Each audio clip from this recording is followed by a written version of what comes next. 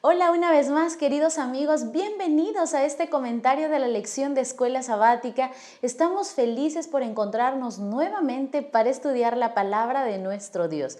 El día de hoy estudiaremos la lección número 4, titulada Parábolas. Y vamos a leer el versículo de memoria que se encuentra en Marcos capítulo 4, versículos 24 al 25, que dice: Les dijo también: mirad lo que oís, porque con la medida con que medís, os serás medido, y aún se os añadirá a vosotros los que oís, porque el que tiene se le dará, y al que no tiene, aún lo que tiene se le quitará.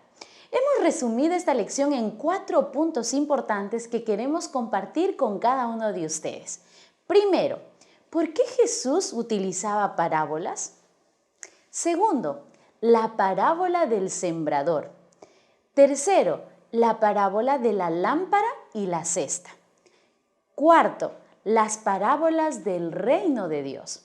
Así que en breve nos encontramos para que juntos podamos comenzar con este estudio maravilloso. Ten a la mano tu Biblia y tu lección para poder profundizar en este tema.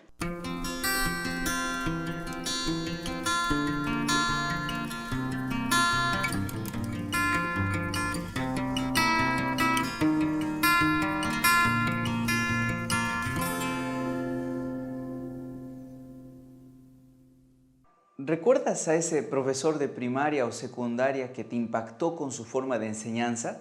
Tal vez usaba algún tipo de recurso especial o solo te llamaba la atención su voz o las dinámicas que hacía en clase.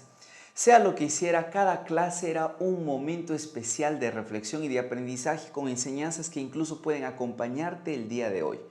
El propósito de la lección de esta semana es enseñarnos la forma en la que Jesús, el Maestro de los Maestros, enseñó las más grandes verdades de la vida cristiana y del reino de los cielos, y extraer algunas aplicaciones para nuestra vida personal. Así que vamos a pasar a nuestra sección de Explora. La primera parte de nuestro estudio se titula ¿Por qué Jesús usaba parábolas? Y trataremos de dar respuesta a esta pregunta partiendo del significado de este término, que en griego viene a ser la palabra parabolé, que puede significar muchas cosas en realidad, porque el significado en griego es polisémico. Ahora, esta palabra puede significar acertijo, metáfora, analogía o proverbio. En los tiempos de Jesús, una parábola se usaba para ilustrar alguna enseñanza compleja y hacerla sencilla. Pero aún más, era un método que llamaba la atención, atraía al público y los invitaba a la reflexión, a la búsqueda, a la indagación de querer conocer una verdad interesante. Y quienes no sentían esa necesidad de búsqueda simplemente la ignoraban, la dejaban a un lado. Vamos a leer en ese contexto Marcos 4, el versículo 10 al 12, donde Jesús habla de este asunto y dice: Cuando estuvo solo, los que estaban cerca de él con los 12 le preguntaron sobre la parábola y les dijo: A vosotros os es dado saber el misterio del reino de Dios, mas a los que están fuera, por parábolas todas las cosas, para que viendo vean y no perciban, y oyendo oigan y no entiendan, para que no se conviertan y les sean perdonados los pecados. A simple vista parece que Jesús habla por medio de parábolas con la intención de ocultar las grandes verdades de la palabra de Dios a sus oyentes que no pertenecen a su círculo más íntimo. Pero para entender mejor a lo que se refiere Jesús, deberíamos prestar atención a algunos detalles del texto que nos brindan una mayor claridad. Hay algunas pistas en este pasaje que nos pueden ayudar con ello. Vamos a la primera. Vamos a encontrar que el texto menciona que algunas personas se quedaron cerca de Jesús juntamente con los apóstoles. Eso significa que por voluntad propia estas personas decidieron entender un poco más las parábolas que Jesús mencionaba, es decir, tuvieron interés en conocer el significado de las parábolas. Eso significa que el misterio del reino de Dios es un don que depende de una decisión personal y de estar suficientemente interesado en ese reino como para buscarlo. Vamos ahora a una segunda pista. Las palabras de Jesús están muy relacionadas con la parábola del sembrador que menciona unos versículos antes, donde la semilla cae en 3 tipos de suelo diferentes, donde las personas ignoran la palabra de Dios de manera voluntaria y permiten que Satanás se las arrebate sin ningún tipo de oposición. Sin embargo, el tipo de suelo donde la semilla germina son quienes persisten en buscar a Jesús y permiten que la palabra transforme sus vidas y dé energía a su misión para así fructificar. Vamos a la tercera y última pista, y es la forma en cómo Jesús parafraseó un texto del Antiguo Testamento que es Isaías el capítulo 6, versículos 9 al 10, que vamos a leer. Pero antes necesito explicarte un poco de su contexto. En estos pasajes, en Isaías, vamos a encontrar al profeta que se le presenta una visión donde puede ver el trono de Dios y su grandiosa majestad. Y en el versículo 8, el profeta Isaías escucha que Dios está haciendo un llamado, una invitación de llevar esta visión al pueblo de Israel. Y Dios hace una pregunta en la visión y dice: ¿a quién enviaré y quién irá por nosotros? Ante este llamado, Isaías responde: heme aquí, envíame a mí. Y mira la forma en cómo Dios le responde a Isaías. Vamos a leerlo de manera textual. Y dijo: anda y di a este pueblo, oíd bien y no entendáis, ved por cierto, mas no comprendáis. Engruesa el corazón de este pueblo y agrava sus oídos y ciega sus ojos para que no vean con sus ojos, ni oigan con sus oídos, ni su corazón entienda ni se convierta y haya para él sanidad.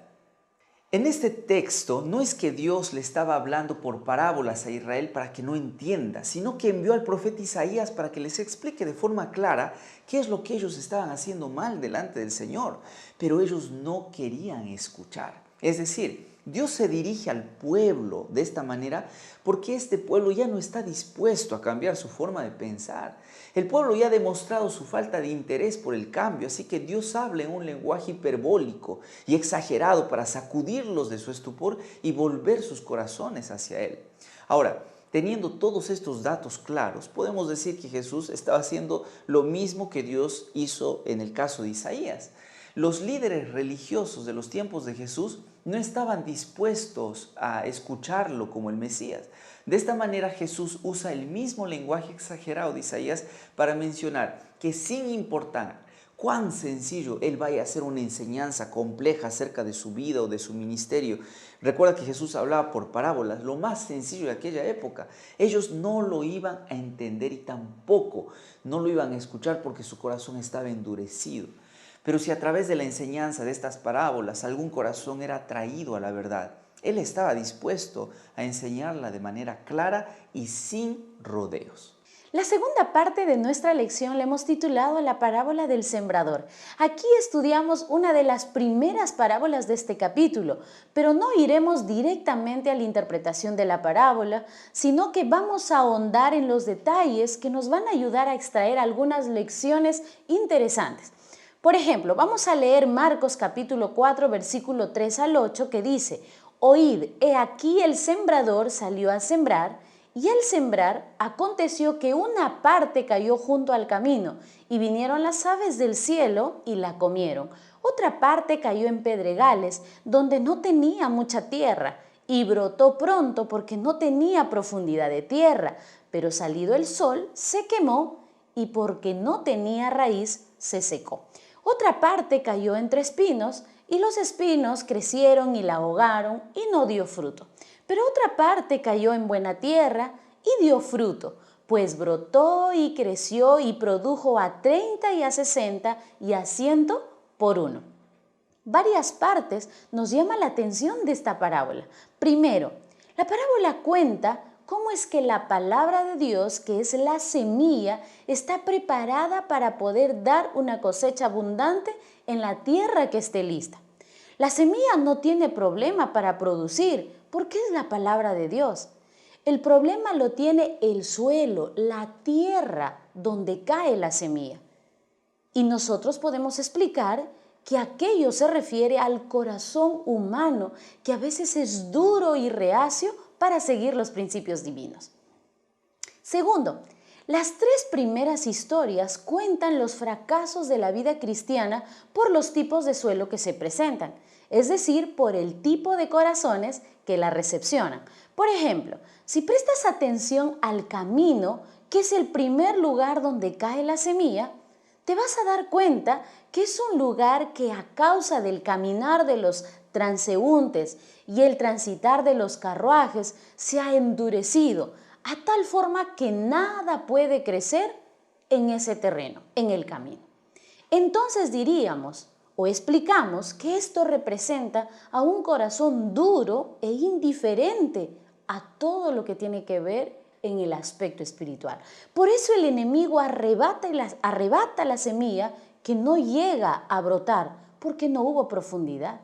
El segundo tipo de suelo es tierra pedregosa y esta se caracteriza por tener un poco de tierra preparada, pero no tiene profundidad porque lo que más abunda son las piedras.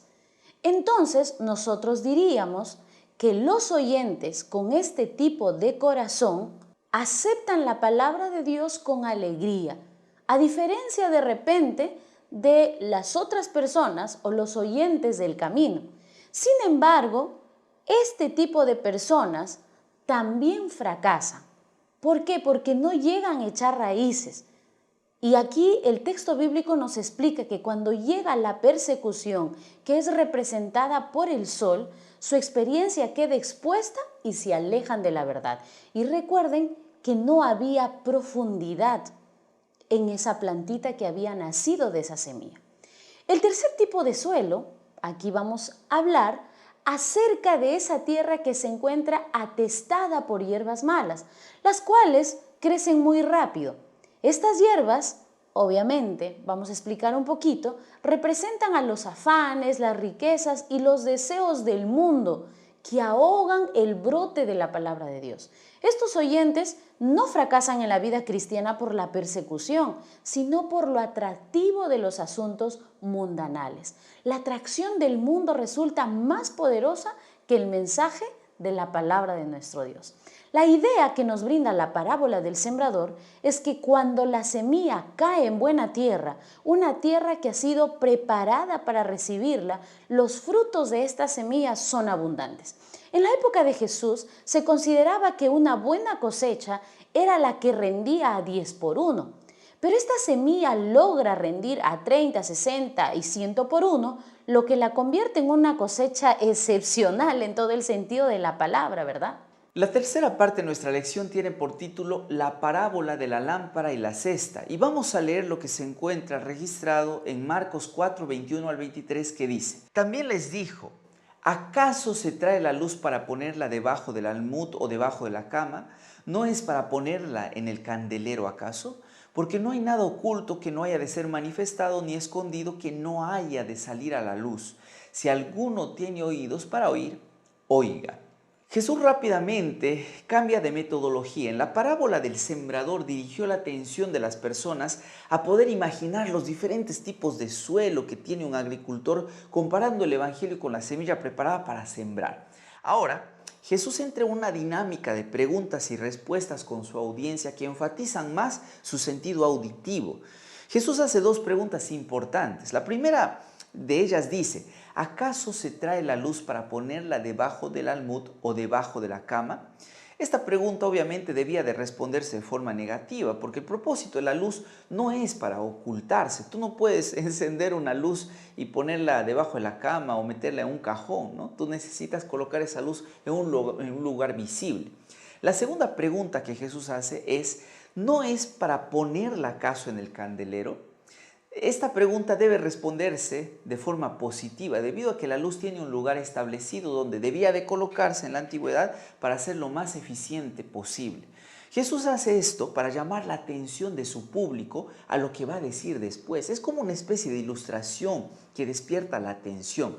Pero lo que me llama la curiosidad, lo que despierta mi interés en realidad es que Jesús cambia la forma en la que se dirige a su público. Deja de hablar de una ilustración que era muy común en aquella época por el tema de la agricultura y usa una ilustración que ahora tiende a imaginar a las personas y tiende a darles una respuesta también. Esta parábola y la del sembrador están muy relacionadas, porque en la parábola del sembrador Jesús había subrayado la necesidad de dar fruto, que es el resultado de la semilla que cae en buena tierra, es decir, que penetra en un corazón que está bien preparado. En cambio, en esta parábola Los corazones fértiles se asemejan a lámparas luminosas. De esta manera Jesús está subrayando la misma verdad fundamental por medio de una figura diferente. Lo que hace es enseñar que el corazón y la vida deben de ser fructíferos, deben de brillar en una forma que beneficien a otros para la gloria de Dios. Aquí hay una pregunta fundamental que nosotros debemos de hacernos. ¿Qué es lo que hace que el corazón y la vida de un cristiano brillen de forma que otros puedan notarlo? La respuesta es Dios haciendo valer su influencia dentro de los corazones y la vida de aquellos que han aceptado su palabra. Esa palabra está simbolizada por la semilla y también está simbolizada por la lámpara. Recuerda lo que dice Salmos el capítulo 119, el versículo 105. Lámpara es a mis pies tu palabra y lumbrera a mi camino. Esta lámpara que primero le había sido confiada a los rabís de la época de Jesús, que debían de usarla para alumbrar a otros, ellos la habían escondido bajo una espesa nube de tradiciones humanas, de acciones hipócritas y de formalismos religiosos que alejaban el corazón de las personas de la verdad. Jesús menciona que esta palabra debe de manifestar su poder una vez más. La lámpara debe de brillar con toda la pristina luz que sale de su pureza a fin de ser una bendición para los hombres. Esta interpretación ilumina lo que Jesús dice sobre las consecuencias de poner la lámpara debajo del almud o debajo de la cama en lugar de colocarla sobre un candelero. La última parte de nuestro comentario la hemos titulado Las parábolas del reino de Dios y estudiaremos dos historias que se encuentran en la última parte del capítulo 4 de Marcos que vuelven a hablar de la semilla y su crecimiento. En la parábola del sembrador, Jesús enseñó que la responsabilidad para que la semilla pueda germinar y crecer fue enteramente humana. Dependía del suelo del corazón para que la semilla pueda brotar. En estas dos ilustraciones de Jesús encontraremos que la responsabilidad de expandir su reino ya no depende del hombre, sino únicamente de Dios. Vamos a leer lo que dice Marcos capítulo 4 versículos 26 al 29, que es nuestra primera ilustración, y dice así: decía además, así es el reino de Dios, como cuando un hombre echa semilla en la tierra y duerme, y se levanta de noche y de día, y la semilla brota y crece sin que él sepa cómo, porque de suyo lleva fruto. La tierra, primero hierba, luego espiga, después grano lleno en la espiga, y cuando el fruto está maduro, enseguida se mete la hoz porque la siega ha llegado. La ilustración que acabamos de leer es de exclusividad de Marcos y no se encuentra en los otros evangelios, pero señala algunas verdades interesantes de cómo funciona el reino de Dios. Por un lado, el hombre esparce la semilla, da la buena nueva, pero no hace ningún tipo de esfuerzo para que la semilla germine y llegue a ser una planta que lleve fruto porque se encuentra ocupado, dice, ¿no?, en los labores de noche y de día. El hombre se da cuenta de este proceso casi a su final, cuando la semilla ya es una planta lista para cosecharse. Esto ilustra una verdad importante del evangelismo que se encuentra en 1 Corintios capítulo 3 versículo 6, que dice: yo planté, Apolos regó, pero el crecimiento lo ha dado Dios. Eso dice el apóstol Pablo.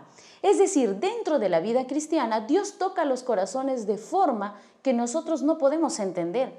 Hace obras milagrosas en la vida de las personas que están más allá de la comprensión humana. Y nosotros solo llegamos a ver los resultados fructíferos de una vida transformada por el poder de Dios. La segunda ilustración del reino de Dios se encuentra en Marcos capítulo 4, versículo 30 al 32, que dice: decía también, ¿a qué haremos semejante el reino de Dios o con qué parábola lo compararemos? Es como el grano de mostaza, que cuando se siembra en la tierra es la más pequeña de todas las semillas que hay en la tierra, pero después de sembrado crece y se hace la mayor de todas las hortalizas y echa grandes ramas, de tal manera que las aves del cielo pueden morar bajo su sombra. La comparación que hace Jesús del reino de Dios como un grano de mostaza llama mucho la atención, debido a que los israelitas de aquel tiempo conocían muy bien la mostaza negra. Y este tipo de mostaza, el grano es tan pequeño que mide entre 1 y 2 milímetros de diámetro. Esta mostaza, aunque pequeña, podía convertirse en el árbol más grande de toda la zona de Palestina.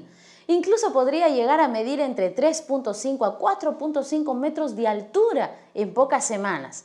Ahora, esto contrasta el comienzo insignificante del reino de Dios encarnado en la presencia de Jesús y sus primeros seguidores. ¿Y sabes por qué? Porque la grandeza del resultado final ha de establecerse en el segundo advenimiento, cuando superará a todos los reinos de la tierra en poder y gloria, el cual será próspero y abundante por la referencia que las aves anidan en él. Así, ambos relatos del reino dejan claro que su avance y crecimiento no dependen del poder humano.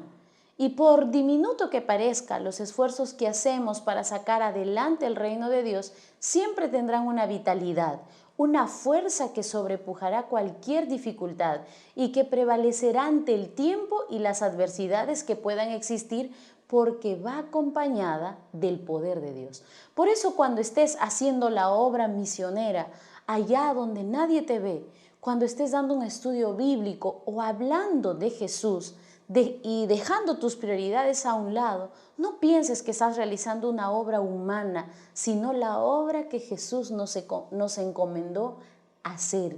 Y Él es quien hará que tus esfuerzos tengan abundante fruto. Esta lección deja algunas enseñanzas para nuestra vida, entre las que se encuentra: del uso de las parábolas de Jesús podemos preguntarnos cuán sencillo hacemos la enseñanza de la palabra de Dios para aquellas personas que aún no conocen la verdad. A veces, cuando damos algún estudio bíblico, predicamos o enseñamos, creemos que mientras más complicado lo hagamos es mejor. Mientras más lenguaje técnico usemos, las personas van a admirarnos más. Y eso en realidad no es tan adecuado. No significa esto que esté mal utilizar esta clase de lenguaje. Está bien en el contexto adecuado. Pero Jesús, el maestro de los maestros, hacía de las cosas complicadas sencillas. De aquello que era tal vez una enseñanza muy compleja, lo hacía entendible, y por eso logró que sus enseñanzas fueran exitosas. Recuerda que mientras más sencillo, tal vez mientras más simple, mientras más fácil de entender alguna verdad espiritual en algún contexto específico, va a ser mejor para tu audiencia. Segunda idea: la parábola del sembrador nos enseña la importancia de reconocer los tipos de tierra en las que sembramos la semilla del Evangelio. La obra de la evangelización no puede ser una obra que simplemente consiste en compartir la palabra. Debe ser una obra en la que podamos reconocer los diferentes tipos de corazones con los que tenemos contacto y prepararlos para que puedan recibir el mensaje y así lleguen a ser cristianos maduros. Recuerda que si preparamos el corazón, la semilla va a dar una cosecha abundante en la vida de las personas. Así que si estás dando algún estudio bíblico, no olvides preparar bien a esta persona para la vida cristiana que va a venir más adelante, ¿no? Y de esa forma él o ella va a ser un guerrero espiritual. La parábola de la lámpara me enseña que como cristianos hemos sido llamados a alumbrar en un lugar donde nos encontremos. Desde el día que aceptamos a Jesús, somos lámparas que vamos por el mundo alumbrando la luz de la verdad a todo aquel que nos conoce. Pero no podemos alumbrar si, al igual que los fariseos, imponemos nuestras ideas, posiciones radicales, fundamentos legalistas que opacan el hermoso brillo de la verdad. Cada día nuestra oración debe de ser: Señor, ayúdame a alumbrar a través de mi vida imperfecta la hermosa luz de tu palabra. Así que tómalo en cuenta. Las dos últimas ilustraciones de Jesús acerca del reino me invitan a hacerme una pregunta crucial de forma personal. ¿Qué estoy haciendo yo para contribuir al avance del reino de Dios? ¿A quién estoy llevando a los pies de Jesús para que conozca la verdad? Recuerda, no es suficiente que como cristianos nosotros podamos solamente compartir un mensaje a través de Facebook. Tenemos que hacerlo, eso es vital, pero nuestra labor va mucho más allá de una red social. Los cristianos debemos de levantarnos desde donde nos encontremos y debemos de buscar a las personas que necesitan conocer del amor de Dios por ellas. No dejemos que pase más tiempo y hagamos lo posible por anunciar el Evangelio. ¿Qué podemos hacer en nuestra sección de Crea para esta semana?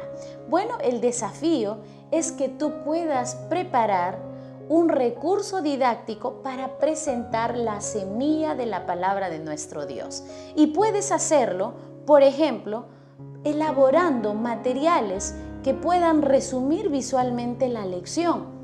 Puedes utilizar un organizador gráfico o tal vez puedes también utilizar un recurso auditivo y puedes grabar una historia que tú puedas enviar a tus miembros de la escuela sabática o a otras personas y puedan escuchar a través de ese recurso el repaso de la lección. Es decir, no vayas a tu clase de grupo pequeño o de escuela sabática sin tener algo que sea diferente.